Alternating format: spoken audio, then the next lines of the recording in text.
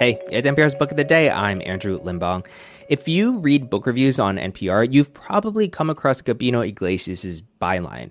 But he's got his own novels too. His latest, House of Bone and Rain, is getting great reviews. The New York Times called it ferocious. And judging from today's interview, it's easy to see why. It's about a group of boys dealing with one of them losing their mother. And the book explores the duality of this kind of friendship, how great it can be to have a crew of your boys there for you during the toughest times of your life, and how it can also lead to some, let's call it, poor decision-making. Gabino talks to NPR's Ayesha Rascoe about that, and how a short story he wrote in middle school led to his career as a horror writer. That's ahead. Okay, so tell me if this sounds like you. You love NPR's podcasts. You wish they weren't interrupted by sponsor breaks like this one. And you want to support NPR's mission of creating a more informed public. If this does sound like you, then it's time to sign up for perks across more than 20 podcasts with the NPR Plus bundle. Learn more at plus.npr.org. Honest human stories. That is what we do at NPR, and we do it for you. Keep listening.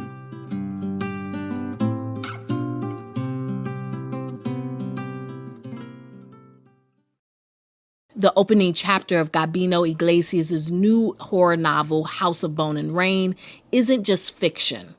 It's a story straight from the author's own life. The latest work from the Bram Stoker Award-winner is set in Puerto Rico, where a close-knit group of friends are devastated when one of them loses his mother in a shooting. In Iglesias' real-life experience, grief and anger spark talk of revenge. We swore. It's young, dumb men who grew up watching Goodfellas. So what are we going to do? We're going to get revenge. But as the novel explores, there's a big difference between discussing revenge and actually going through with it. I love my friends. I believe in that friendship that's so deep that you would take a bullet from someone. But that's easy to say when no one has a gun in the room. House of Bone and Rain is an exploration of what might have been, with the men in the book following the darker path. Gabino Iglesias joins us now from Austin, Texas. Welcome to the program. Thank you so very much for having me, Ayesha. I gotta say, I really, really liked this book, really enjoyed it. But I want us to start the way you kind of start the book, with the reader thrown right into the action. Our awkward silence seemed to give him a resounding yes. And he placed his gun on top of his dead mother's chest. When he looked at us again, his eyes were bloodshot, his dark face streaked with tears. He used both hands to wipe his cheeks before reaching into the casket again and placed his right hand on top of the gun. We were all watching him, wondering what weird ritual we were witnessing, being a part of. Bimbo kept his eyes glued to his mother, but moved his head sideways. He wanted us to put our hands on top of his. When you spend enough time with someone, you can more or less read their mind. We all took a step or two forward, reaching to Maria's dark brown casket with lacy white interior, and placed our hands on the gun resting on her chest. Then we stood there, huddled over Maria's body, shoulder to shoulder like the brothers we were. Now, that sets a scene. But tell us what's just happened here. That unfortunate woman is the mother of one of these young boys trying to be men. She sadly took 2 bullets in the streets while doing her job, checking IDs outside a club. So these just young men got together and decided to seek vengeance, to right the wrong that was done in the universe by avenging this dead woman. This novel follows 5 friends, Bimbo, Tavo, Xavier, Paul, and Gabe. And they all consider themselves brothers. Their identities are shaped by this connection. But what I found so fascinating about the book is that it shows like how the group dynamic can be so powerful, but it also can lead to very dangerous and questionable choices. And these individuals have been, as you said, they've been shaped by this friendship. So it's what we call nowadays the ride or die. There's no reason to die. Yeah. You don't have to do those things. You can do some other things, and if you think it through. I think a lot of young men don't think things through. So they're blind with love and a little bit of fear and a lot of grief. And then you do very dumb things from time to time when that happens. And people do things in groups that they would never do by themselves. oh, you have someone egging you on. And it's like, when you hear chug, chug, chug, Yeah. you know something bad's about to happen. But if you're at a party, you join the chorus.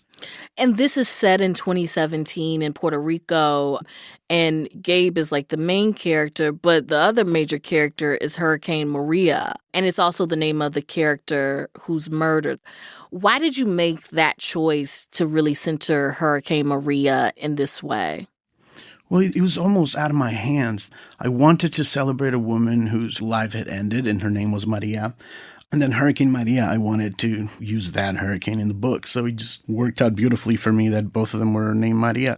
I think that for a lot of people who are not in Puerto Rico, unfortunately, Hurricane Maria has gone to the back of their minds. But it seemed like in this book, there's a very real failure of the U.S. government that leaves people desperate or just fighting for survival, fighting for food and water and all these things. Food, water, medicine, services, other products, feminine products, baby products.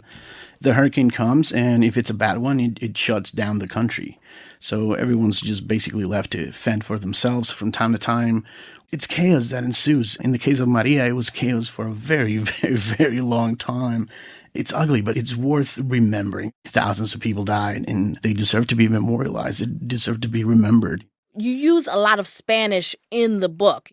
And I had to do a lot of Google Translate and learned a lot of Spanish curse words I didn't know. How did you make that decision to include it in the book? I'm going to walk out of here and add, I showed Ayesha bad words in Spanish to my resume. That is popping up on the CV as we speak. English is my second language. I didn't speak a word of it till I was like in 6th or 7th grade. And in 2015, I was writing my novel, Zero Saints, and I couldn't write a page of dialogue without having to stop 25 times to think about the dialogue that was coming to me in Spanish and then translating it and making it make sense. Because there's literal translation in which usually you lose a lot of context. You lose some power. You lose some passion sometimes. And in 2015, I decided I'm not going to do this anymore. I'm going to write the dialogue as it comes to me. You've talked about how much you love horror, and in the book of House of Bone and Rain, Gabe describes the 5 friends being like a tight-knit group of kids in a Stephen King novel. I'm thinking Stand By Me. But what drew you to the horror genre? It was 6th or 7th grade. At the end of that year, our teacher asked us to write a short story. And I kind of realized then that the kind of stories that I really liked were stories that unsettled me, that kind of made me want to turn on the light. In that process, I wrote a short story for this teacher where the woman in my neighborhood had some kind of mutant baby that she locked in a room in her house in a basement. One day, the baby just grows too much and goes out and murders the entire neighborhood. So that's a story that I turned in. And at that moment, I realized I could get away with so much if I learned to write really well. That's Gabino Iglesias. His new novel, House of Bone and Rain, is out now. Thank you so much for talking with us. Thank you so much.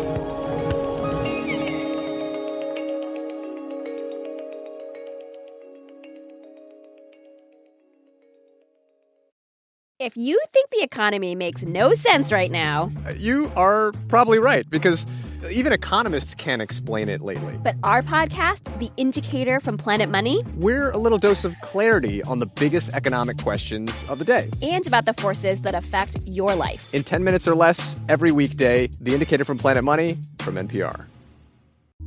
The Constitution, our founding document, says a lot about how our country has evolved and who we want to be. But it's not set in stone. So for the next month, we'll be digging into the history behind some of its most pivotal amendments. Listen to We the People on the Throughline podcast from NPR.